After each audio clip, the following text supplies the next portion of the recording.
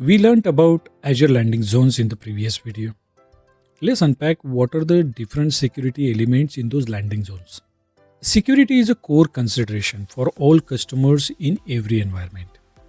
When designing and implementing an Azure landing zone, security should be a consideration throughout the process. Security is not something one tool or one process or one-off work. Security is all about you address the risk in all part of the business, process and designs. It's everywhere.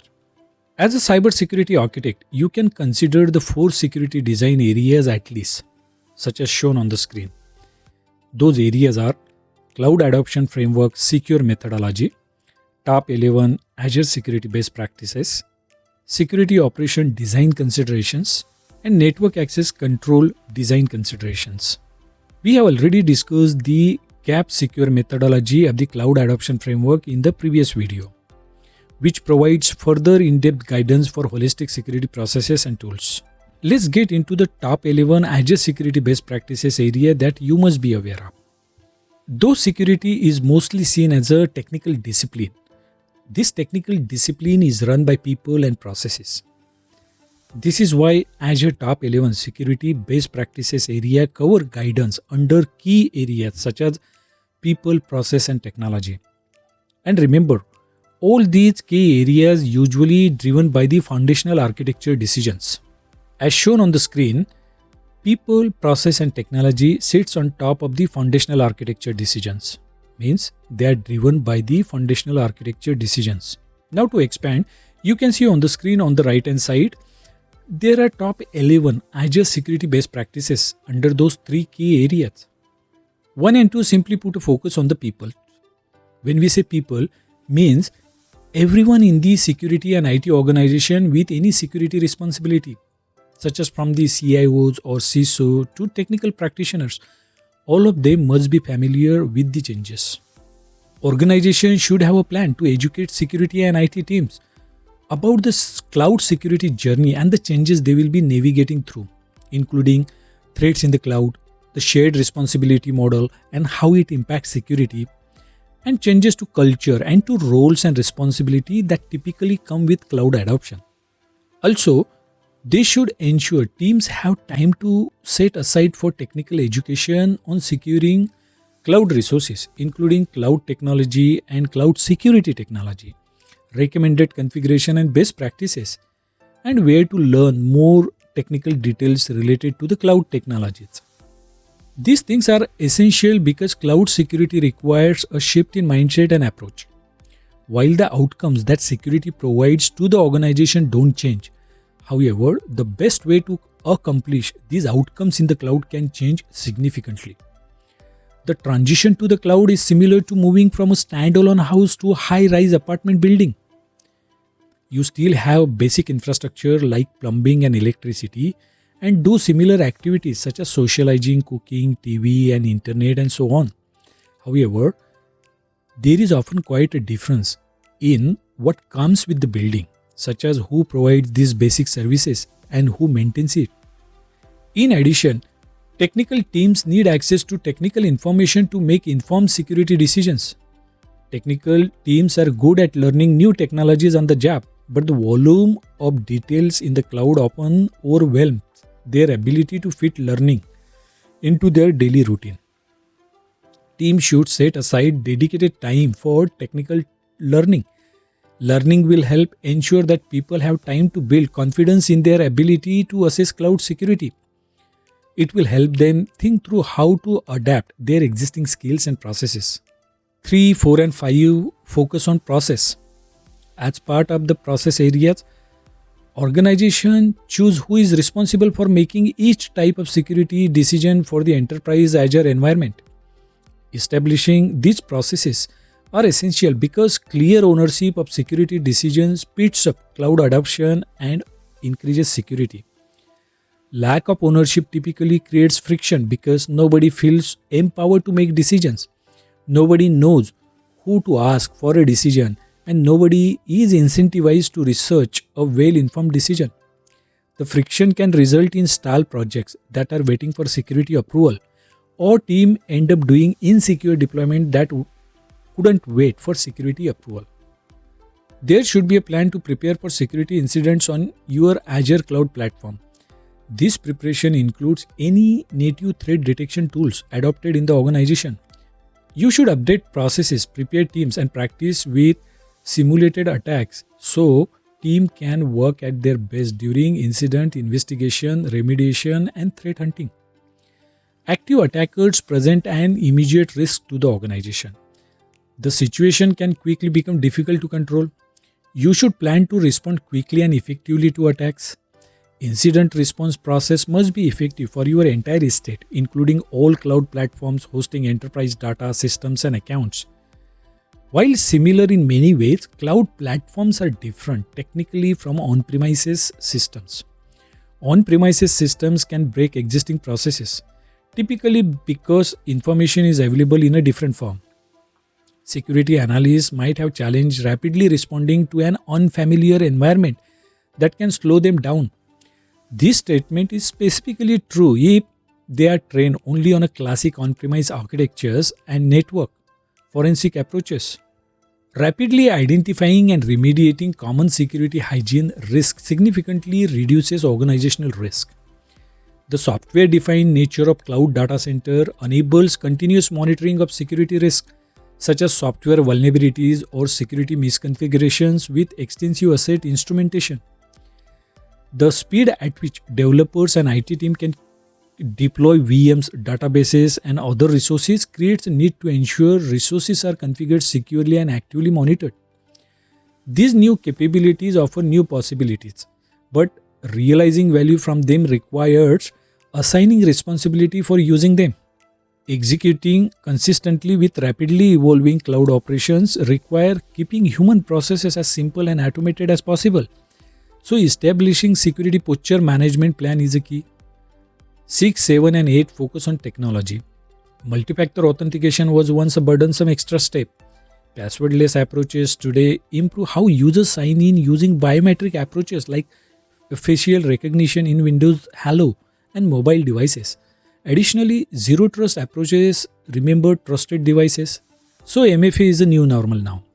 Simplicity is critical to security as it reduces likelihood of risk from confusion, misconfiguration, and other human errors. Firewalls and web application firewalls are important basic security controls to protect applications from malicious traffic. But their setup and maintenance can be complex and consume a significant amount of security team's time and attention. Azure's native capabilities can simplify implementation and operation of firewalls, web application firewalls, distributed denial of service, mitigations, and more. This practice can free up your team's time and attention for higher value security tasks like evaluating the security of Azure services, automating security operation, integrating security with applications and IT solutions.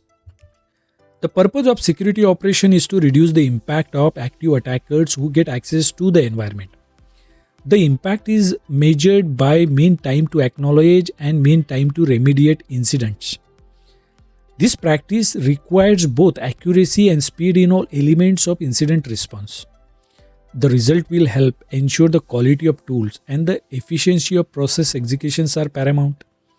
Natively integrated detection provides industrial scale solution maintained by cloud providers that can keep up with current threats and cloud platform changes. These native solutions enable security operation teams to focus on incident investigation and remediation. So you should focus on those items rather than wasting time by creating alerts from unfamiliar log data, integrating different threat tools, and maintenance tasks. 9, 10, and 11 focus on architecture. Nobody wants to deal with multiple identities and directories. Multiple accounts and identity directories create unnecessary friction, which creates confusion in daily workflows for productivity users, developers, IT, identity admins, security analysts, and other roles. Managing multiple accounts and directories creates an incentive for poor security practices. These practices include things like password reuse across accounts. It increases the likelihood of stale or abandoned accounts that attackers can target. While it sometimes seems easier to quickly stand up a custom LDAP directory for a particular application or workload, This action creates much more work to integrate and manage. This work is similar to choosing to set up an additional Azure tenant or on-premise Active Directory forest rather than using the existing enterprise tenant. Key-based authentication can be used to authenticate to cloud services and APIs, but it requires managing keys securely, which is challenging to do well, especially at scale. Secure key management is difficult for non-security professionals like developers and infrastructure professionals, and they often fail to do so, creating major security risk for the organizations. Identity-based authentication overcomes many of the challenges with mature capabilities. The capabilities include secret rotation, lifecycle management, administrative delegation, and more. When teams work in isolation without being aligned to a common strategy, their individual actions can weaken each other's effort. The misalignment can create unnecessary friction that slows down progress against everyone's goals. One example of teams working in isolation that has played out consistently in many organizations is the segmentation of assets. In organizations where this limitation happens, teams frequently experience conflicts over firewall exceptions. The conflicts can negatively impact security because teams approve exceptions. While security can create healthy friction by forcing critical thinking, conflict only creates unhealthy friction that impedes goal. Overall, these top 11 security best practices provides you end-to-end directions on how to integrate security elements in different parts of the organization, process, culture, technology, and people. As a cybersecurity architect, when you think about the cloud security and security solution, one of the design consideration should be around the security operation of all other security solutions that you might think of. At the end of the day, you can improve the security of the solution only when you have a good visibility across the organization. So, when you think of the security operation design, there are multiple areas as well. Let's unpack those areas here. For security alerts, give a consideration such as which teams require notification for security alerts. Are there groups of services that security alerts require routing to different teams? Business requirements for real-time monitoring and alerting. And security information and event management integration with Microsoft Defender for Cloud and Microsoft Sentinel.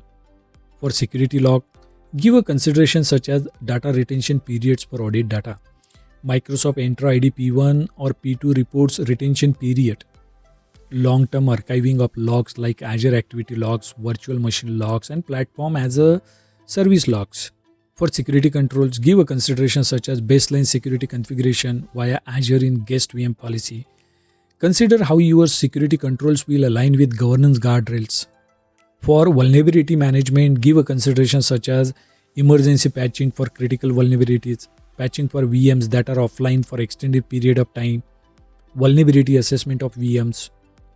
For shared responsibility, give a consideration such as where are the handoffs for team responsibility, how to respond when monitoring or responding to security events. Consider the guidance in the secure methodology for security operations. For encryption and keys, give a consideration such as who requires access to keys in the environment, who will be responsible for managing the keys. Explore encryption and keys further. Let's unpack some of the network access control design consideration. Modern security boundaries are more complex than boundaries in a traditional data center. The four walls of the data center no longer contain your assets. Keeping users out of the protected network is no longer sufficient to control access. In the cloud, your perimeter is composed of two parts: network security controls and zero trust access controls. For network access control design, there are multiple design areas as well that you must focus on. Planning for inbound and outbound internet connectivity, you as a cybersecurity architect provide recommended connectivity models for inbound and outbound connectivity to and from the public internet. This has to be recommended based on what the specific application needs are and data classification and sensitivity needs. Planning for landing zone network segmentation, you as a cybersecurity architect provide key recommendations to deliver highly secure internal network segmentation within a landing zone. These recommendations should drive network zero trust implementation. For defining network encryption requirements, you provide key recommendations to deliver network encryption between on-premises and Azure and across Azure regions. For traffic inspection, you provide key considerations and recommended approaches for mirroring or tapping traffic within Azure Virtual Network. Hope now you got a good understanding around security element that can be seen in the Azure landing zones.